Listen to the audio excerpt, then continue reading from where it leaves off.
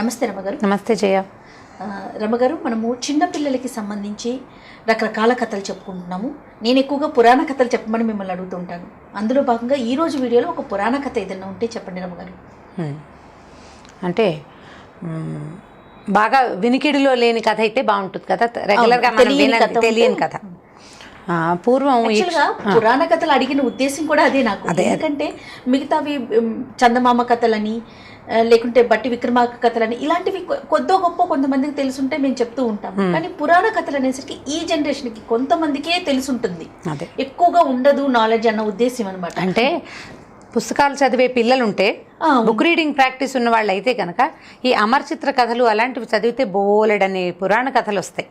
అమర్చిత్ర కథలలో అసలు ఒక 30-35 పుస్తకాలు నేను ఒకటేసారి బంచ్ మన హైదరాబాద్లో బుక్ ఫెయిర్ పెడతారు. అవును, ఈ బుక్ ఫెయిర్లో అమర్చిత్ర కథలు తెలుగువి ఇంగ్లీష్వి కూడా దొరికేస్తాయి, హిందీవి కూడా ఉన్నట్టున్నాయి.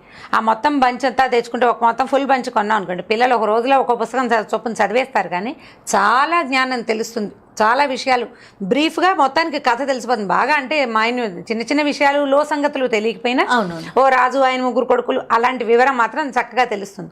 మా పిల్లలు కూడా అవే చదివేవాళ్ళు.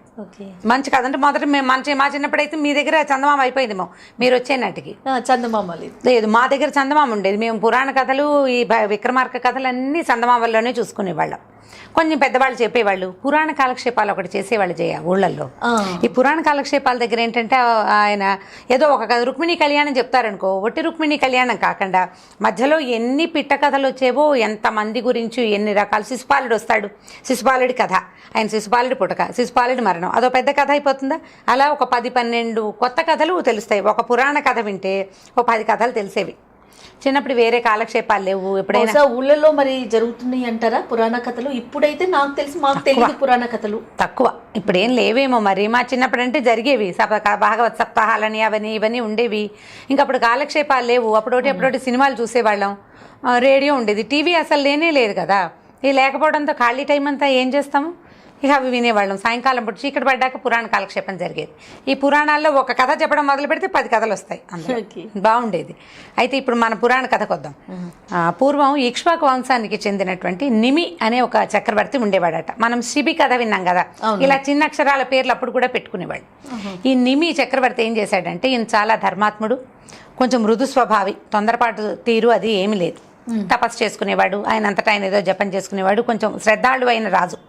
అయితే వీళ్ళకి ఇక్ష్వాకు వంశానికి ఎప్పుడూ కులగురువు వశిష్ఠుడేనట. అంటే రాముడి కాలంలో కూడా మనం వశిష్ఠుడిని చూస్తాం. ఆయన బ్రహ్మర్షి కదా, అన్ని తరాలకి ఆయన అంటే చిరాయువు, ఆయనే ఉన్నారు. అయితే ఈ వశిష్ఠుడే వాళ్ళ కులగురువుగా ఉన్నాడు.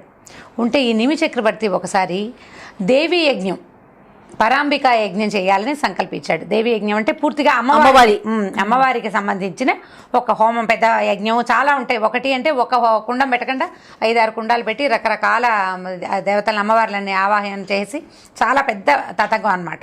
ఇది చేయాలనుకుని వశిష్ఠుడికి చెప్పాడు, నేను పరాంబిక యజ్ఞం చేయాలనుకున్నాను, కాబట్టి నువ్వు మా కులగురువి కదా, నా దగ్గరుండి నన్ను చేయించమనేసరికల్లా ఈ వశిష్ఠుడు అన్నాడు, నువ్వు లేటుగా చెప్పావు, ఆల్రెడీ ఇంద్రుడు కూడా ఇదే దేవి యజ్ఞాన్ని చేయడానికి సంకల్పించాడు, నన్ను రమ్మన్నాడు, కాబట్టి నేను ఇంద్రుడి దగ్గరికి వెళ్తానన్నాడు. అనేసరికల్లా ఇతను నిమన్నాడు, అదేమిటండి మీరు మా గురువు, మా కులగురువు, నా యోగక్షేమాలు మీకు ఇంపార్టెంట్, ఇంద్రుడు చంద్రుడు ఏమిటి, పేరు కోసం కదా మీరు ఇంద్రుడి దగ్గరికి వెళ్ళేది ఎందుకు, అతనికి మీరు కులగురువు కాదు.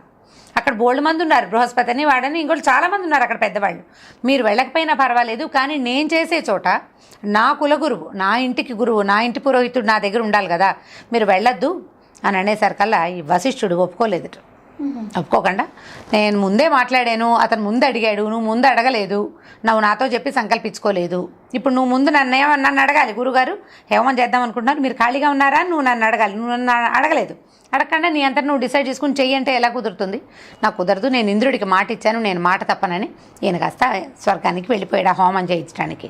ఈ నిమికి సంకల్పం చేసాము బానకూడదు అనిపించింది అతనికి. ఓకే, గురువు వచ్చేదాకా వెయిట్ చేయకుండా ఏం చేశాడు, గౌతమ మహర్షిని. ఈ గౌతముడు ఎవరంటే శ్రీరామ కథలో మనకి అహల్య గౌతముడు కథ వింటుంటాం. అవును, అహలికి శాపమోచనం కలిగించాడు శ్రీరాముడు. ఆ అహలి తాలూకు భర్త అయిన గౌతమ మహర్షి ఉన్నాడు అప్పటికి. అయితే ఈయన ఏం చేశాడు, ఈ నిమి ఆ గౌతముడిని పిలిచి, అయ్యా నేను ఫలానా యజ్ఞం చేయదలుచుకున్నాను, మా గురుగారు ఖాళీగా లేరు, మీరు ఇక్కడ నా దగ్గర ఉండి నాకు ఈ హోమం చేయించండి అంటే ఆయన ఒప్పుకున్నాడు. అడిగితే ఆలస్యం, అడగటమే ఇంకా అంతకంటే రెండోది లేదు, ఆ రోజులే అలాంటివి. గౌతముడు వచ్చి హోమం చేయించడం మొదలుపెట్టాడు. అంటే ఇదంతా వచ్చి స్టార్ట్ అయ్యేసరికి కొంత టైం పట్టింది. ఈ లోపల అక్కడ ఇంద్రుడి హోమం జరుగుతూ ఉంది.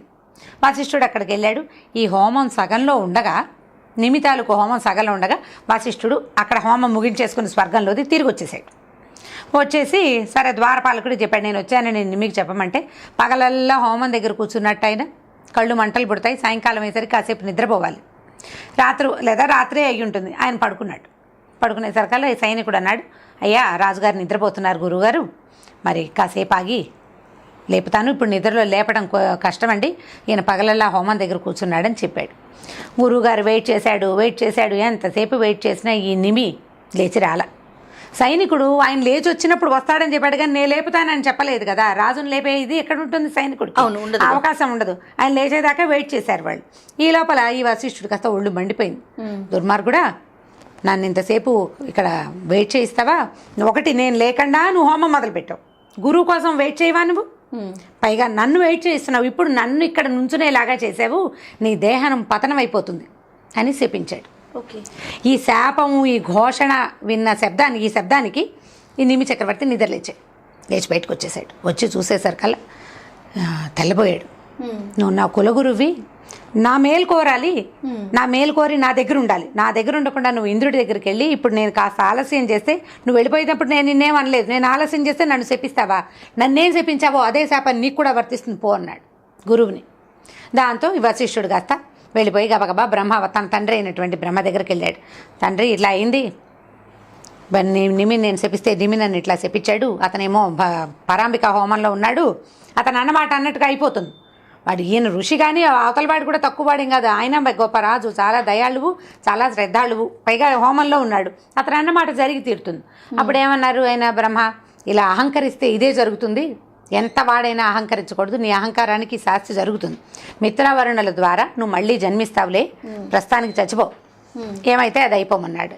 ఈ లోపల ఇక్కడేమైందట, ఈ నిమి కాస్త పడిపోయేసరికల్లా ఈ హోమం చేస్తున్నటువంటి ఋత్విక్కులందరికీ తెలిసింది ఈ నిమి చక్రవర్తి దేహావసాన దశకు వచ్చేసాడని. దాంతో వాళ్ళు ఏం చేశారు, అయ్యో ఈ యజ్ఞం చివరికి వచ్చే లోపల ఇలా జరిగింది, ఓ పని చేద్దామని వీళ్ళు మొత్తం తమ దగ్గరున్న పుణ్యఫలమంతా ధారపోసి అతన్ని కొసప్రాణంతో ఉంచి మరణించకుండా యజ్ఞం పూర్తి చేసేశారు. అతని ఆధ్వర్యంలోనే జరిగినట్టుగా అతనికి ఫలితం వచ్చేలాగా వాళ్ళు చేశారనమాట. ఇతను ఎందుకంటే గురువుని కాదన్నా కూడా వేరే వాళ్ళని పిలిచి మర్యాదగా చేయించుకోవటంతో అతనికి అవకాశం కుదిరింది. ఈ హోమం పూర్తవగానే ఆకాశం నుంచి దేవతలు అందరూ ఇంద్రుడితో సహా వచ్చేశారు. ఎంత బాగా చేసావు, నీ ప్రాణం పోతున్నా కూడా నువ్వు ఎన్నుకునే ఋత్విక్కుల వల్ల, ఆ ఋత్విక్కులు వీళ్ళంతా మా ఋత్విజులు మంచివాళ్ళు, దానివల్ల ఇది జరిగింది, నీకేం కావాలంటే అది కోరుకోమన్నారు. నువ్వు ఇక్కడే ఉంటావా, నేను బతికిస్తాం, స్వర్గానికి వస్తావా, దానికి కూడా మేము తీసుకెళ్ళిపోతాం, నువ్వు చెప్పమన్నారు. అనేసరికల్లా ఇతను అన్నాడు, నాకు శరీరం మీద ఆశ లేదు, ఈ హోమం చేయాలనుకున్నా చేశాను, పరాంబిక నాకు ఏదైనా ఇస్తే నేను దాన్ని తీసుకుంటాను అన్నాడు.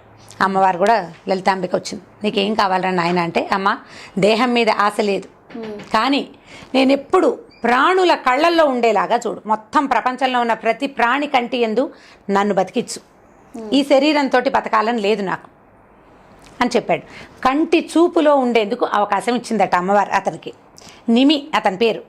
మనం రెప్పపాటని సంస్కృతంలో నిమిషము అంటారు, మనం మినిట్ని నిమిషం అంటున్నాం, ఆ నిమిషం అంటే రెప్పపాటు, సంస్కృతంలో దాని అర్థం అదే. దేవతల్ని అనిమిషులు అంటారు, అంటే రెప్పపాటు లేనివాడు. నిమిషము అంటే రెప్పపాటు. మన రెప్పపాటులో ఒక చక్రవర్తి ఉన్నాడు, మన కన్ను కదిలితే అతను కదిలినట్టు. అట్లా ప్రతి ప్రాణి, రెప్పపాటు లేని ప్రాణి భూప్రపంచం మీద ఉన్నది మనకు తెలిసిన చేప ఒకటే.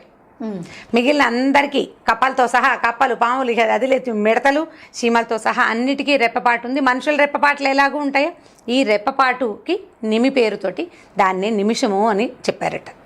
సో అప్పటి నుంచి ఆయన బ్రతికే ఉంటాడు, మన జీవజాలం ఉన్న నాళ్ళు ఆయన సజీవంగా ఉన్నట్టే అని అన్నమాట. ఆ కోరిక కోరుకుని తను చేసిన యజ్ఞానికి ఫలితంగా దాన్ని పొందాడు. అయితే గురువుని అతను కాదన్నాడు కానీ అవమానించే ఉద్దేశం లేదు అతనికి. ఆ ఉద్దేశం లేకపోవటం వల్లే అతను శాశ్వతంగా ఉండిపోగలిగాడు అనమాట.